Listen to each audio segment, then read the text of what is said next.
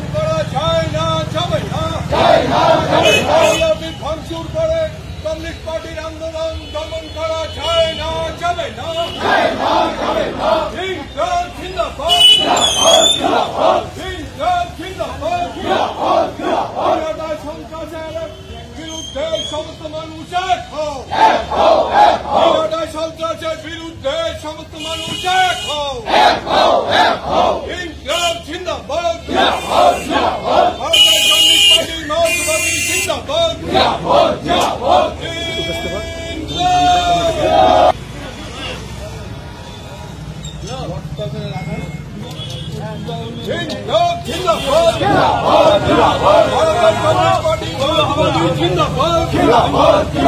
Party অফিসে তালা মেরে কমিউনিস্ট আন্দোলন দমন করা যায় না, যাবে না।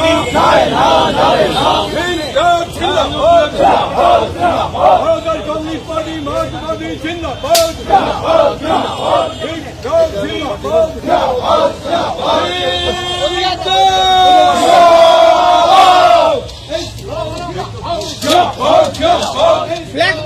ফ্ল্যাগ করে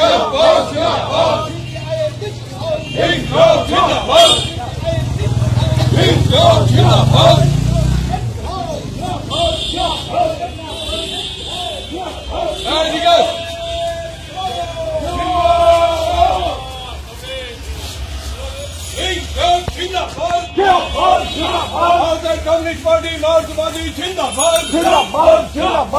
পার্টি অফিসে তালা মেরে কমিউনিস্ট পার্টির আন্দোলন দমন করা যায় না, যাবে না। পার্টি অফিস তালা মেরে ভাঙচুর করে এই যে বারবার দিনহাটা যে সিপিআইএম এর পার্টি অফিস ভাঙচুর হচ্ছে, কি বলবেন এই নিয়ে? কি বলুন, দিনহাটার মানুষ আপনারা সাংবাদিক সবটাই উপলব্ধি করতে পারছেন। এবার নিয়ে পরপর 8 বার আমাদের অফিস ভাঙা হয়েছে এবং সবচেয়ে এটা ন্যাক্কারজনক কাজ, আমাদের যে লাল পতাকা সেটাকে অবমাননা করা হয়েছে। রাজ্যের মন্ত্রী, তিনি তো তৃণমূল দলের এখন কর্মী নন, তার দায়িত্ব হচ্ছে আইন শৃঙ্খলা রক্ষা করা, নাগরিকরা তারা যেন স্বচ্ছন্দে চলাফেরা করতে পারে তার উদ্যোগ গ্রহণ করা। কিন্তু দিনহাটা হচ্ছে রাজ্যের মধ্যে তার ব্যতিক্রম। এখানে সন্ধ্যার পর গ্রামের মানুষ বাড়ির দরজা জানলা বন্ধ করে দেয়। এখানে বোমা, পিস্তল, বন্দুক এখানে বিক্রি হয় এবং সেটাকে তৃণমূল ব্যবহার করে। এখানে গাঁজার ব্যবসার সঙ্গে যারা জড়িত, আফিম চাষ কি নেই, সেগুলোর দায়িত্ব হচ্ছে মন্ত্রী এবং পুলিশ প্রশাসনের। এগুলোকে বলা যায় যে একবারে খড়গহস্তের বিরুদ্ধে ব্যবস্থা গ্রহণ করা, সে ব্যাপারে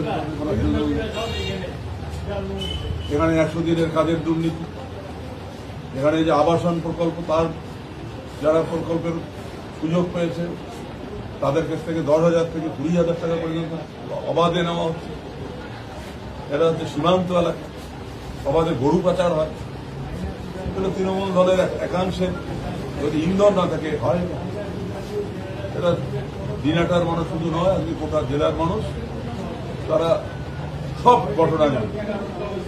এবং আজকে যেটা সবচেয়ে বিষয় হচ্ছে যে জনগণের কাছ থেকে যখন মানুষ পড়ে যায়, তখন দেখা যায় পায়ের তলার মাটি নেই, তখনই এই ধরনের নিন্দনীয় কাজের সঙ্গে যুক্ত। সে কারণে নিজে তিনি, এটা আমাদের কথা না, তিনি বলেছেন দিনহাটার মানুষ আমাকে ভোট দেবে, তিনি বামপন্থী আমরা বলেছি। তারপরে কয়েকদিন পরে এই যে নিবেন্দ্র নারায়ণ সদনে তৃণমূল যুব কংগ্রেসের একটা সভা হল, আপনারা সাংবাদিক বন্ধুরা দেখেছেন, সেখানে অর্ধেক চেয়ার খালি ছিল।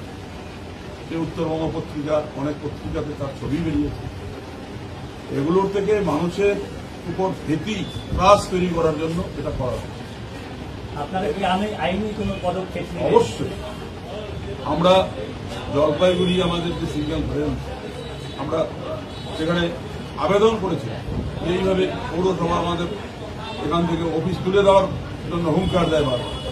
আমরা কাগজপত্র দেখেছি, সেখানে কোর্ট রায় দিয়েছে আমাদের পক্ষে যে অফিস সিপিআইএম এর আইনসম্মত, এবং এটার উপর পরবর্তীতে কোনো সমাজ বিরোধী বা কোনো রাজনৈতিক দল যদি এটাকে ঘুরিয়ে দেওয়ার ষড়যন্ত্র করে আক্রমণ করে, তাহলে তারা অপরাধী হিসাবে সাব্যস্ত হবেন এবং আমরাও এই ঘটনাকে সামনে রেখে আমরা আবার কোর্টে যাব।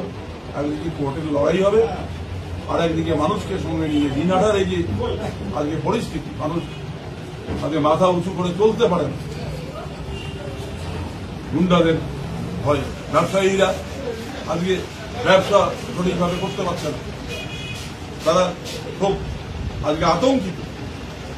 সামগ্রিকভাবে সামনে এখানে একটা পুলিশের, এখানে একটা থানা রয়েছে নাকের ডগায়, তারা মেরুদণ্ড আছে কিনা আমাদের জানা নেই।